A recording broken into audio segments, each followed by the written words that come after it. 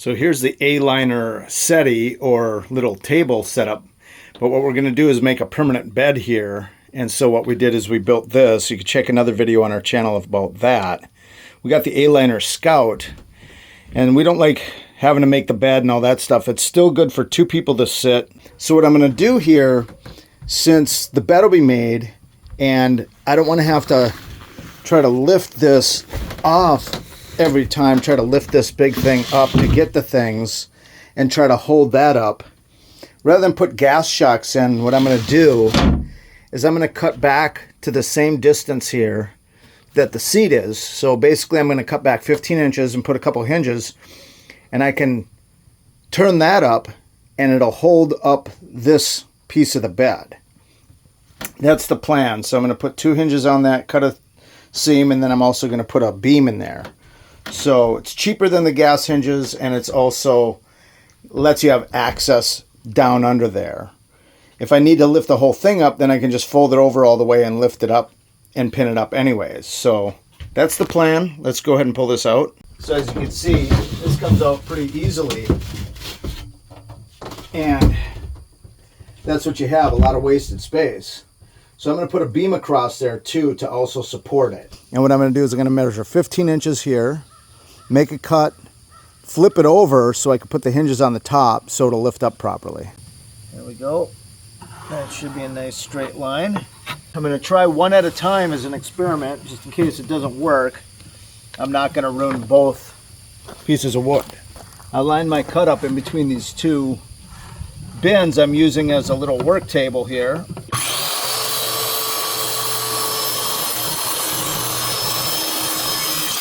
Now you can see why I cut the top facing down. See how the saw blade will rip that up? Even with the smaller tooth blades, see how big the blades are on that? That's for cutting 2x4s. But the other side should be pretty smooth then. See that? It's not 100%, but it's pretty smooth on this side. So I'll just clean that up a little bit, and I'll flip this over and put the hinges on here now. So I laid it out on a flat surface, so when I pin it down, it'll be as flat and tight as possible when I put the hinges on. Here's what I got for hinges. 2 count, 1.5 inch hinges. I bought 1 1/4, then I realized, oh, they're going to be too small, and the actual seam or the point here, I guess you call that the hinge point, is the same size on both the smaller one and this one. So I got the bigger ones. So let's go ahead and do that. But I wanted to point this out too. These screws that came with it are too long. Luckily I have a kit with tons of smaller screws. So I'm going to find a shorter screw so it doesn't go through the wood. Alright, I managed to find myself a much shorter screw so it won't go through the wood. If it does, it'll just be a tiny bit. Even though it'll be facing down, I still don't want it going through the bottom of the wood if I can help it. The wood is 21.5. The hinge is 1.5. So I'm going to make the outside of the hinge at 3 inches on each side. And make sure that this line is directly under the hinge itself, like dead center. I'm putting the line at dead center, making sure this is really tight. I'm going to go opposite corners. I'm not going to over tighten these so I don't strip them out. Now that should hinge up without binding. Yeah, right. There's that. So if this is in place now, the idea is that if I need something out of here, I can just do this. Use the piece of wood to hold up the mattress. See that? And now I've got pretty good access to go underneath here. I can't get way back in there very easy without lifting this piece up. I could do that still, but the bed could still stay made. I'm not going to screw the whole bed up. You can see that it's still, it'll do a little bit, but that gives us access there. Put a 2x2 across here for support too. So I'm going to go ahead and mark that. I think I'll just go down with this so it's even on both sides. Let's go ahead and put the pencil like that, and now I'll put it to the back of that instead of right underneath it, so it's more right over this seam. All right, and there you go. That fit in there nicely, and I marked off where my cross member is going to go here. And I noticed there's a wire because we have an outlet down there. See that? So what I'm going to do is I'm just going to use a straight slot screwdriver here to pry off these supports. 1, 2, 3. There's the 3 anchors I pulled out, and you can see it's just enough to put it underneath. There's my mark. It should sit right underneath there without damaging it, and there we go. Let's go ahead and measure this.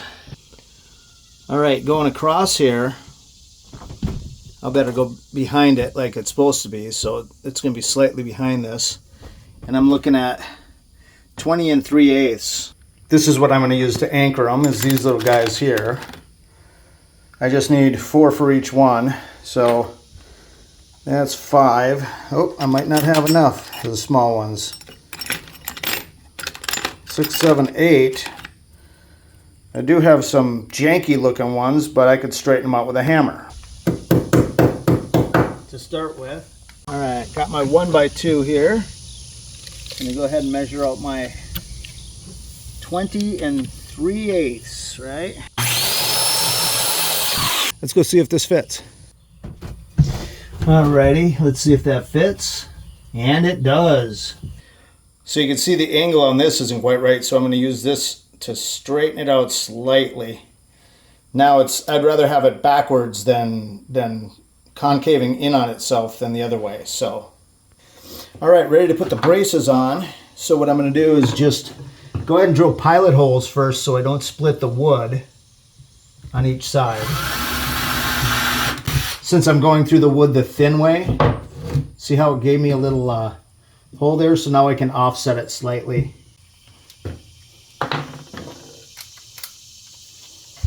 All right, now that I got the pilot holes in place, I'm just going to go ahead and screw these in.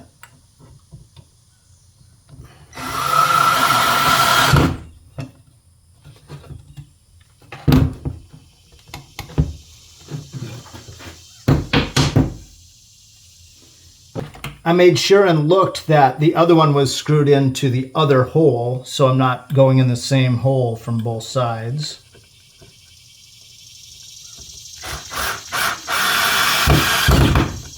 And there you go. See that? All right, let's do the other side. There we go there too. They're not exact. On this one, they're a little off, but there we go. Let's go ahead and go inside. So this one, I can just line up right next to that mark I made right here. And then I can go ahead and drill my pilot holes. And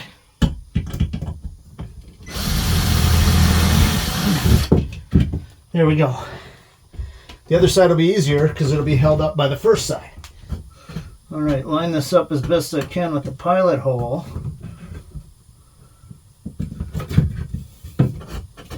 This is a tough one. This first one's going to be the tough one. There we go. All right. Yep, there it is. All righty. So the second side over here, can you see that? Yeah. This side will line up. See how it's lined up perfect with that line right now? I don't need to drill pilot holes because it will hold itself in place. The reason I drilled pilot holes this time wasn't because I was at the end of the wood and I didn't want to split the wood, but I wanted to be able to screw it in easier. Kind of push it into the wood to anchor it slightly. And just kind of slow until it grabs. There it is, right there. That baby's in there. That adds a lot of support, much more than I really needed. And go ahead and put that in place, and you can see that when it's closed, it's going to offer support right where you sit.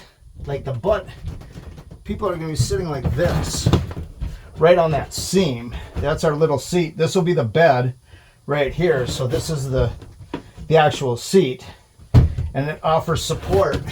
Smoother I didn't drill pilot holes, I just muscled it in there because I didn't have to worry about blocking the camera. And once again, this is right in front, so it's sitting right underneath these hinge pins right there.